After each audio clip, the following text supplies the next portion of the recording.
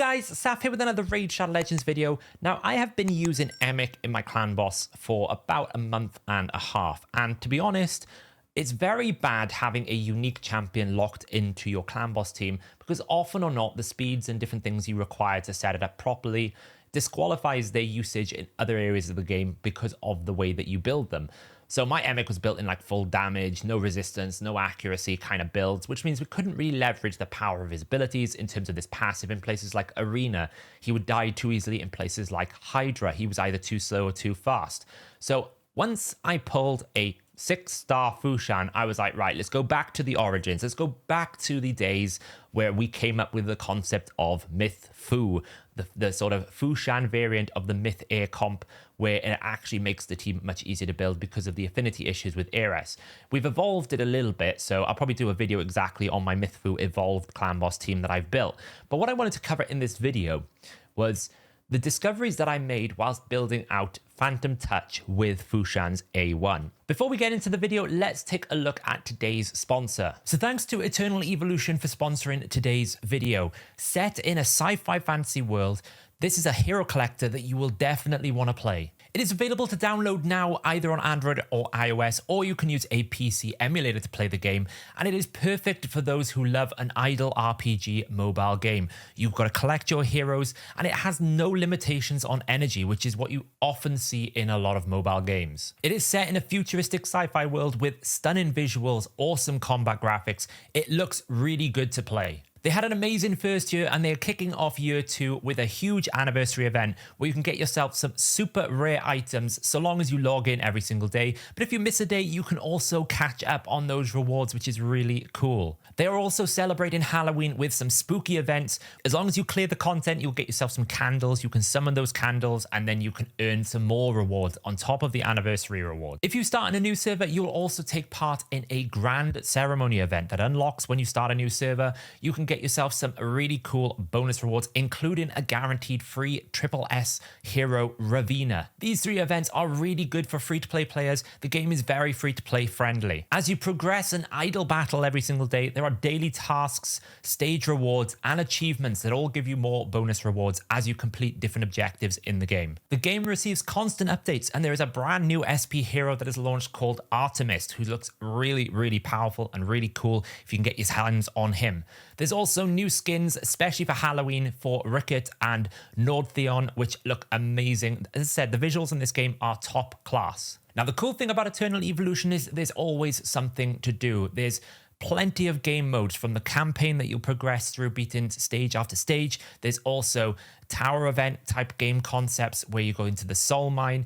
There's daily tasks you can send your heroes off to actually complete daily objectives for you and missions. There is plenty to do, as well as all of these things can be done idle. If you love PvP, there are loads of game modes in Eternal Evolution, from the regular arena to the summit arena to the galactic arena and even the hell arena. There are loads of offense and defense strategic decisions that you will need to make as you build your heroes to beat this content. And all of these game modes are based on deep strategic decisions that you will make as you choose the right heroes, you choose the commander, you choose how to build your heroes for maximum success. It is on a grid system, and you also have to target those abilities. It is a great deal of strategy that you have to think about, and that is really fun. You can play today by downloading the game from the link in my description, or you can scan the QR code that is on screen right now. And don't forget, there's also a free anniversary gift code. You can see that I've just entered this into my account right now to get yourself some bonus perks on top of all of these events that are going on in the game right now.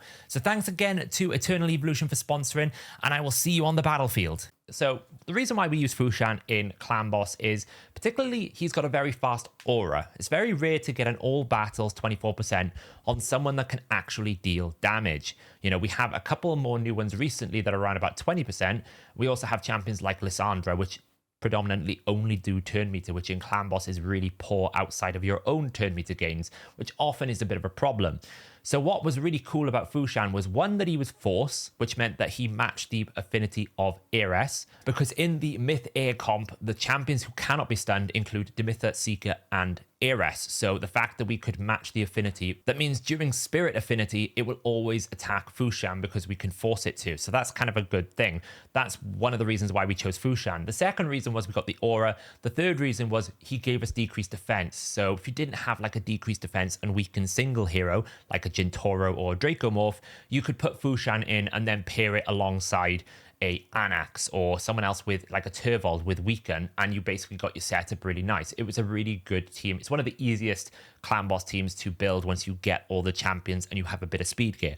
In my opinion, it's the most it's like the easiest way to one key beyond building a really good like high-end team. So the main discoveries of this video was how his A1 interacts with Phantom Touch. His A1 is a unique ability in the sense that only a couple of heroes in the game, a couple of champions in the game do this, where he has a 25% chance of placing an extra hit. Now, this text is misleading. It is not one roll of 25% chance of placing an extra hit. It's more like has a 25% chance of repeating the attack. The other hero that has this, the other champion that has this is basically Jorgid. He has a similar mechanic here on his A1 where he has a 30% chance of repeating the attack. So it's actually, this is how it works. The description is inaccurate with Fu-Shan.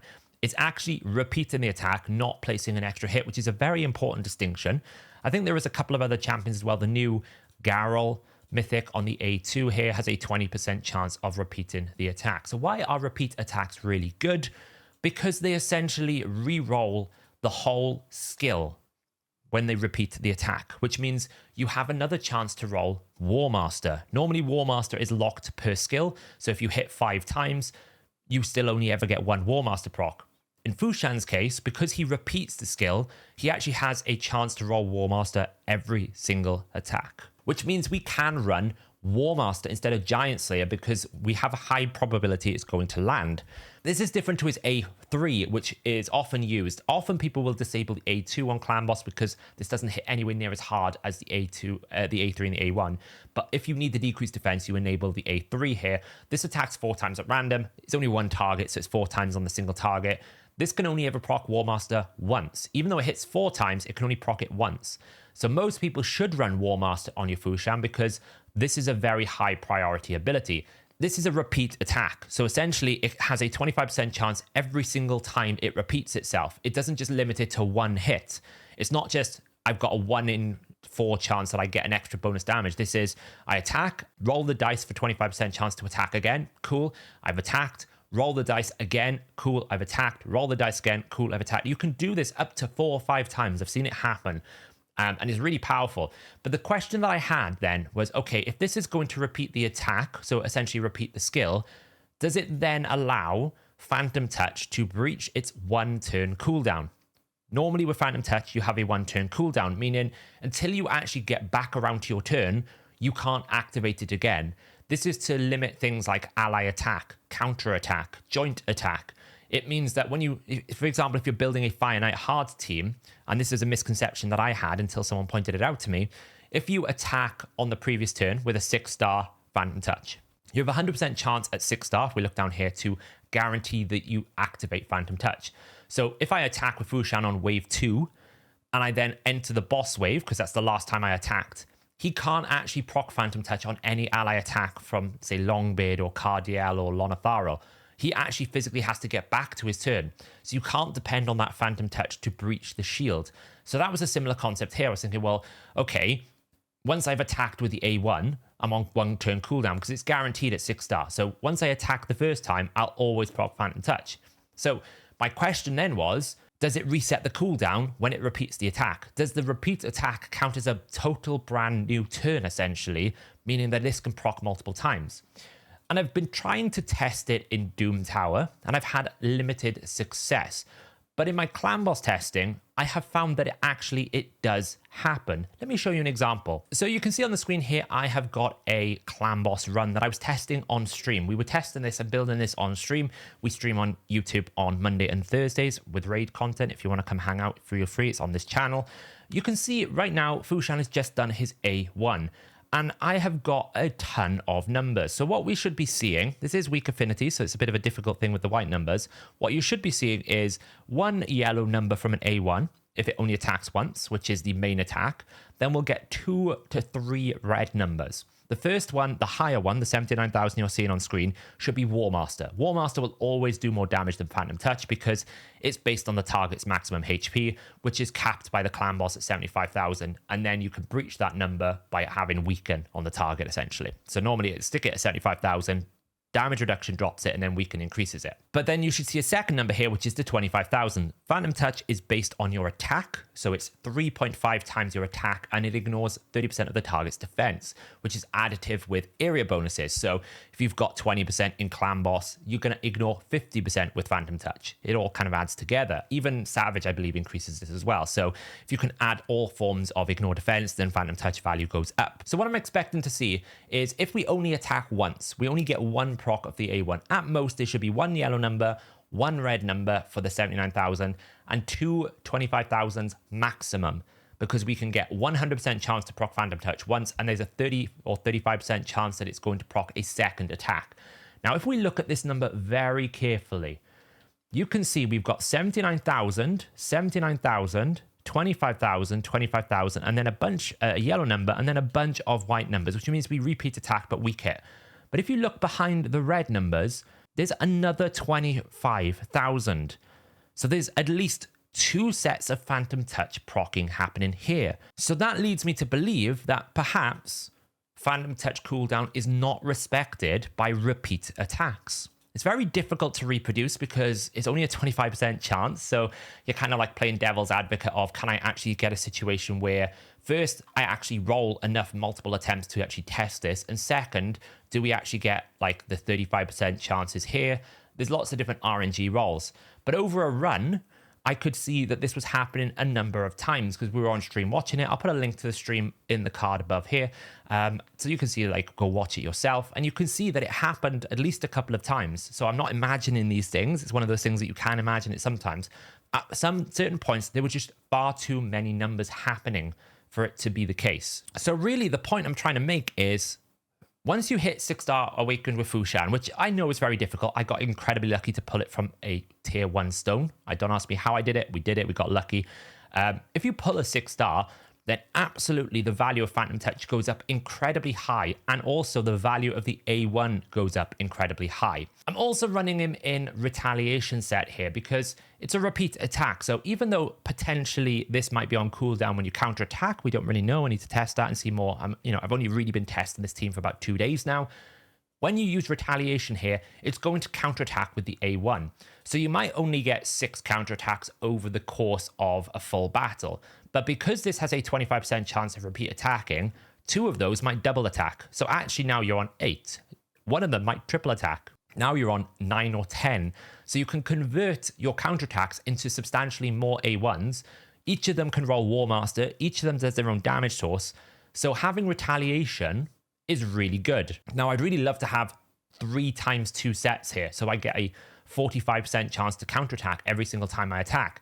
With that, with Revenge and a bunch of other things, you can almost guarantee that every time he takes damage, he will counterattack. The problem is my Retaliation gear kind of sucks because we all hate farming Ice Golem. It gives us the worst amount of silver, and also it's one of the hardest ones to guarantee that you can get 100% runs, to make it stable. So I'm still farming Ice Golem when I can. But here's the build that I've got him in, and then we'll run some tests and showcase him in Clan Boss. This is kind of a very high-end build, although I will say a lot of the power is coming from the Awakening. The gear itself, apart from a few pieces, is not crazy gear. So we've got a weapon here. This is the first Retaliation piece. It has sort of separated roll. The rolls are okay. They're pretty high roll in the crit rate. The crit damage is a bit medium. We have got the desirable Ascension. Ascension is so important. I don't know if I say this enough in my videos, but the difference now between end game and late game used to be glyphs. Now it is Ascension. Who can get the right Ascension stats in the right slots? It is such a big amount of stats. So we've got attack here. This is perfect. Attack with attack. The helmet is HP, not so ideal. We'd have preferred attack, but it is got a triple roll. This is one of the high-end pieces, triple roll speed with crit rate. You can see the stat distribution I'm prioritizing is speed and crit damage, crit rate. I don't really need anything else. This is a 3-1 Fu-Shan, so he's going 3 turns, so he's going to be going very fast. Again, we didn't get the right Ascension, and you can see I'm running a 5-star piece. It's not so much of a problem to run a 5-star shield with an attack-based champion because you don't get punished so hard on the primary stat, but you will get punished on the secondary stats. The only reason why this is good is because it quad rolled. Then we get the strongest piece in the build, which is these gloves. The only thing that makes this strongest if it was legendary and if it was in Savage Cruel, pretty much. It's an insane piece. We get the crit damage on crit rate. Would have been nice if that resistance was actually attack percentage. Potentially the flat stat could be speed, but it's not the end of the world. Then we get attack with attack flat. This would be better if it's attack percentage. This is what I mean about, you know, the difference is if you can get the right ascension stat. This could be 20% attack, which on sort of 1443 is like 300 attack. Instead, it's going to be 80. So that's a difference of 220 attack there because it flat started, not percentage. Then we do get percentage on the boots.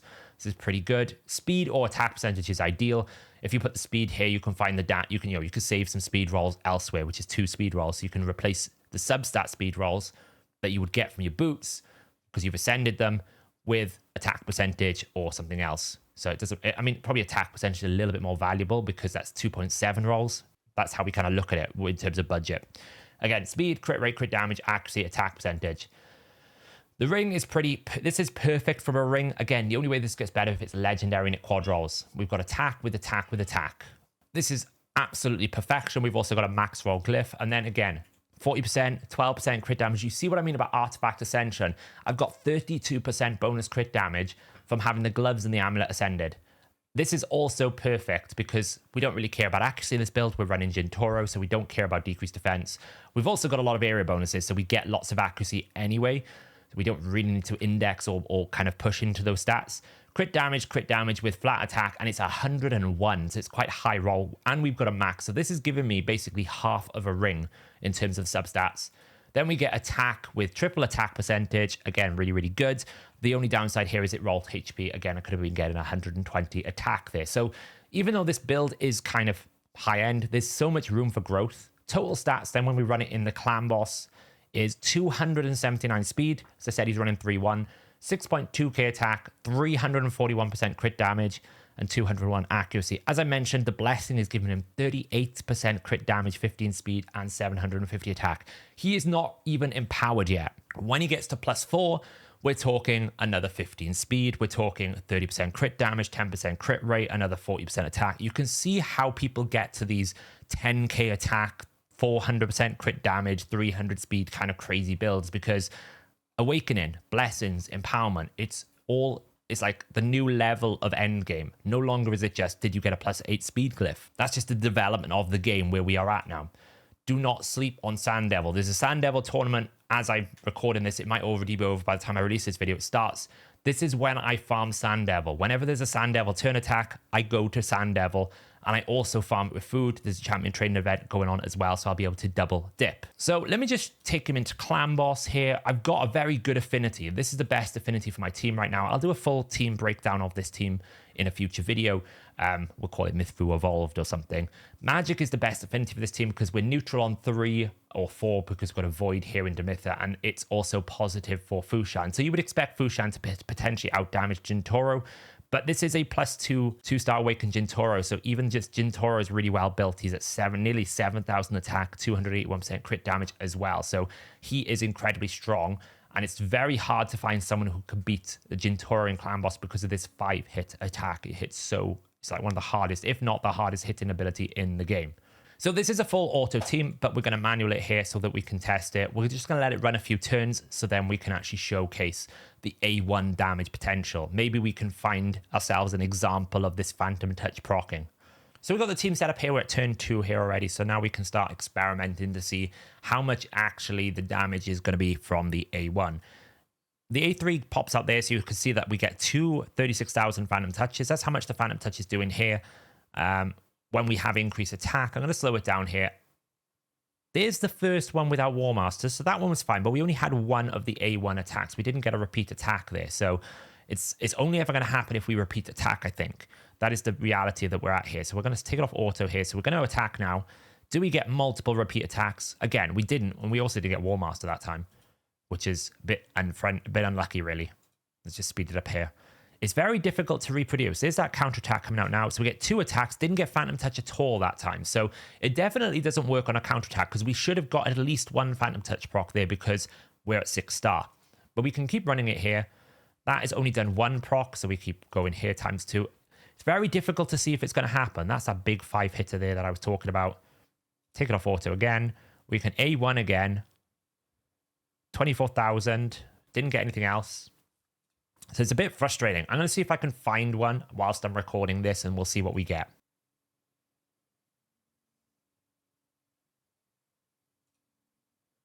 There we go. There was the example there where we saw loads of numbers on the A1.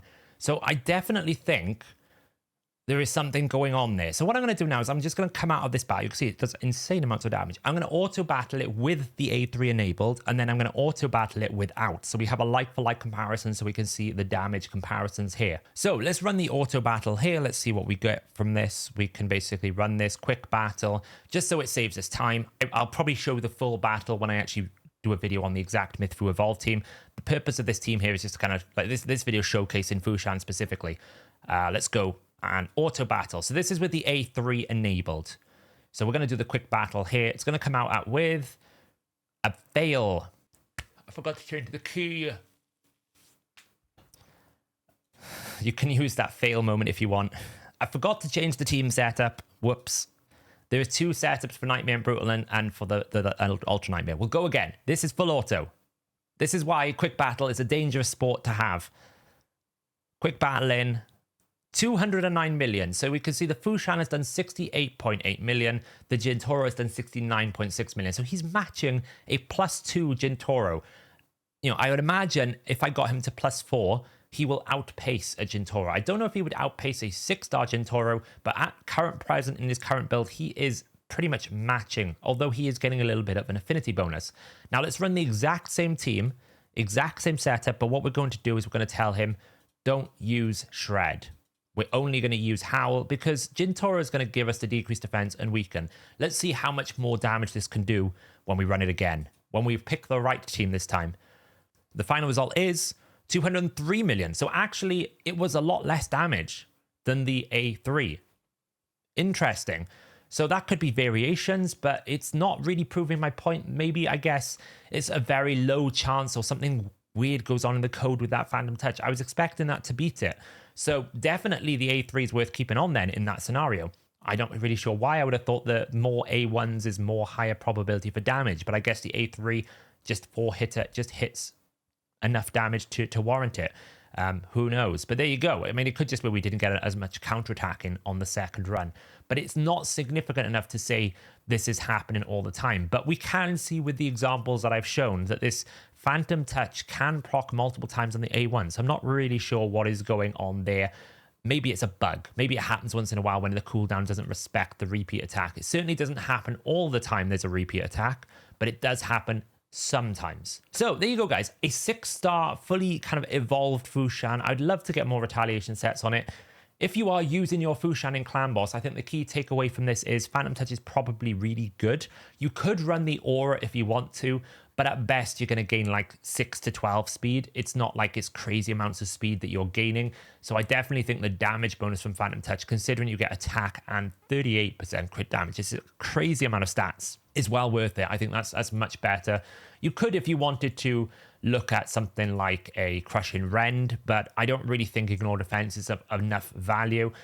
If you've got the area bonuses, then when you have Savage, which would be 30, Savage Crew would be 30%, this would be 25%, so that would get you to 35, that's like 55%. Area bonuses would get you to 75%. You're not really dealing true damage. If you could deal true damage, then this would be really good, because then you can actually, like, the Ignore Defense is good on the Clan Boss if you can hit true damage, but you really can't unless there's some sort of innate true like Ignore Defense in the skills, right? You can't just get to 100% with Crushing Rend and area bonuses. You can if you're in a higher level, like if you're doing level 350 content, like Hydra, high end is 310, it gets a bit easier, you can get closer. But I definitely think out of all of them, you can choose to go Brimstone, but you lose all of the crit damage and all of the attack. So that is the problem with Brimstone. I'd much prefer Brimstone on a less like damaging champion. If I, you know, someone like a Elva is in the team, someone like an Elva would be better with Brimstone because she's never going to hit the heights of damage that Fu-Shan can hit. So I definitely think Phantom Touch is the best way forward. And that is it. Let me know in the comments below, guys, how you have built your Fu-Shan. have you noticed what I've noticed where it hits multiple times with Phantom Touch? Maybe I'm just seeing things. I don't know. It feels like something is happening. I've got too much evidence there to suggest that something is definitely happening. We'll have to see what happens. But there you go, guys. Thanks for watching, and I'll catch you in the next video.